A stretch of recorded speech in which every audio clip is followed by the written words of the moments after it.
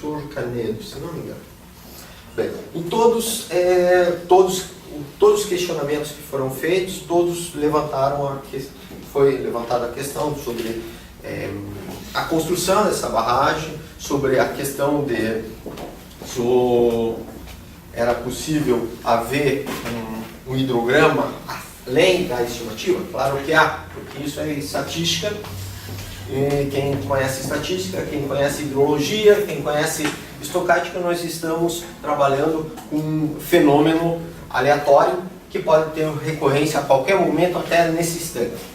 Né? Porque são fenômenos que, porém, são riscos que o homem corre, né, de ocorrer uma situação catastrófica. Como ocorre, como o rompimento que o professor falou, lá na barragem de Piauí, como ocorreu também há anos atrás, eu me lembro, uns 5 ou mais, ou 10 anos atrás, um rompimento de uma barragem de resíduo em Minas Gerais, né?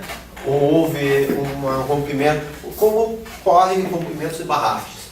Só que existem distintas construções e distintos módulos de distintas barragens, né? Essa barragem do Piauí que o senhor comentou é uma barragem de água, né? Como a em Minas Gerais também ocorreu um rompimento há uns 4, 5 anos atrás, também ocorreu um rompimento de barragem,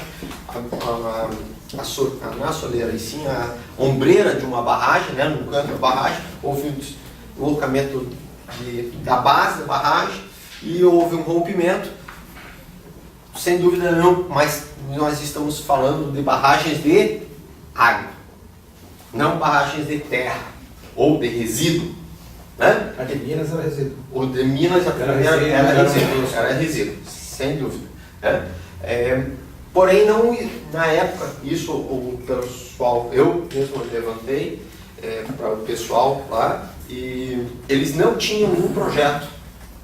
A FEAM, eu conheço o pessoal da FEAM, tanto eu quanto o pessoal da Fátima, que coordena isso, a engenheira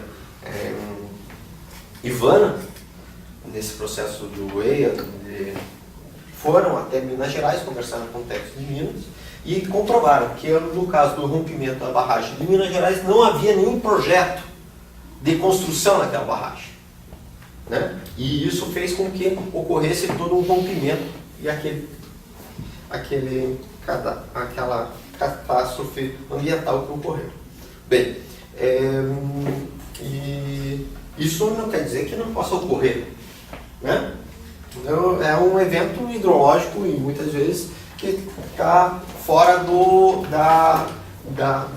ponto de vista da engenharia. Quem conhece engenharia sabe bem, isso que a gente trabalha com riscos, né? De ocorrência ou não. Caso que queiram segurança de 100% do tempo, isso quer dizer, muitas vezes se torna inviável a construção. Por quê? Vão ser barragens extremamente elevadas, com risco zero. Não existe risco zero na natureza. A gente tem que ter consciência disso. Né? Que fará com que se torne uma construção de uma barragem inviável. Seja para resíduo, retenção de resíduo, ou para uma hidrelétrica. Né? Quem não diz que não pode derrubar as barragens que estão sendo construídas ao longo do Rio do Braço do Norte com as PCHs? Da mesma maneira. Como pode romper a barragem de Itaipu, como pode romper qualquer outra barragem que possui. São riscos que nós temos que conviver com esse risco. Claro que aí cabe a nós, como engenheiros, como técnicos dessa área, minimizar esses riscos. Só vamos colocar, né, que não vou defender as PCHs, mas a diferença do represamento dessas pequenas PCHs com o represamento que vai ter lá, a proporção E também não gera resíduos tóxicos. Não, também não estou entrando no mérito se... Né? Só para esclarecer, pessoal. Exato, bem isso. E é ótimo essas colocações. Também não estou defendendo nem A e nem B, eu só estou colocando que risco existe. Né? Risco existe, seja para uma barragem de rejeito, uma barragem de água, qualquer barragem que existe. Certo? Só para colocar aqui também para o pessoal ter conhecimento, já teve também a represa ali no bairro Represa, que é conhecido como bairro Represa, porque tem uma represa ali que gera energia para uma indústria, que é a que mais consome energia elétrica em Braço Norte. Ela já estourou uma vez. Só que não causou dano e nem impacto ambiental. Porque é uma barragem de água, ela gera energia, uma energia limpa, que é energia. Mas é por causa também do tamanho do lago, né? Sim. Aí, até pelo fluxo de água dali. Só para esclarecer que o pessoal tem conhecimento. Então, só para concluir. Bem, então, nesse sentido, foi analisada toda a atenuação da onda de cheia, se um possível onda de cheia poderia romper ou não, ou mesmo se o vertedor na qual foi dimensionado atenderia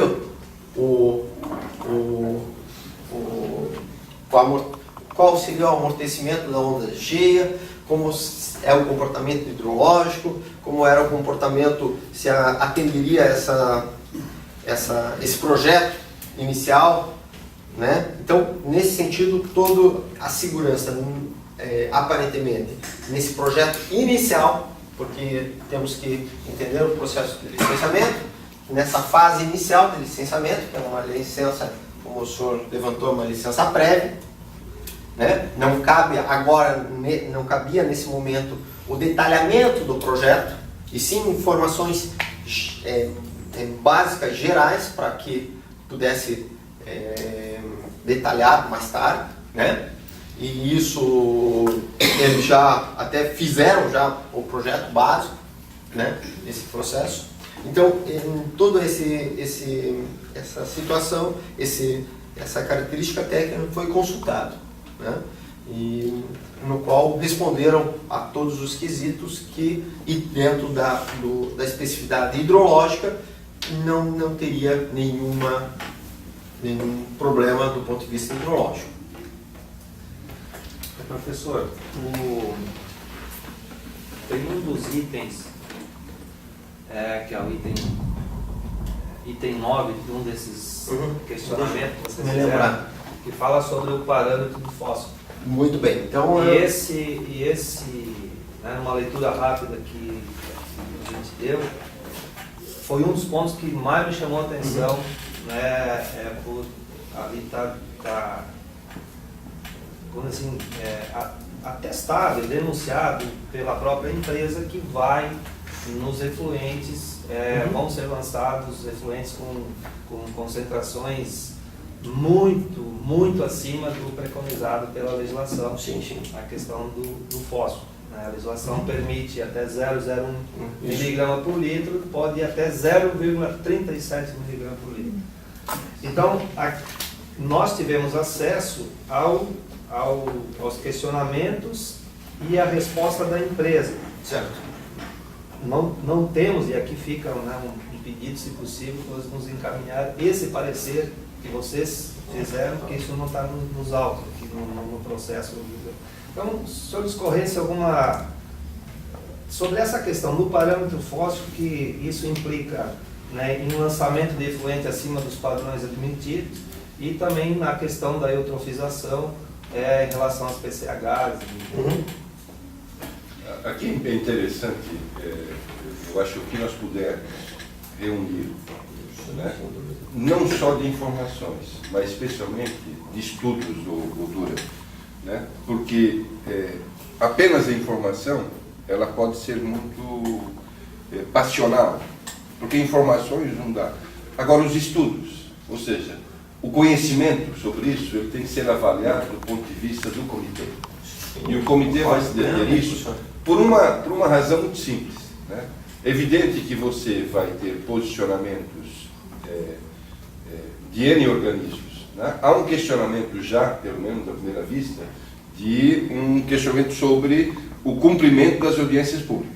Esse é um primeiro ponto que eu escutei, né? Mas o comitê não vai se deter sobre isso, porque esse é um outro tema que o vereador pode exercer a sua pressão. Agora, o comitê precisa conhecer, e para isso, né, disponibilizar os estudos para nós é fundamental, porque o que o comitê precisa responder perante as autoridades, especialmente o Ministério Público, né, detrimento de posicionamento, é sobre o conhecimento que ela exerceu sobre isso. E nesse aspecto, né, se nós não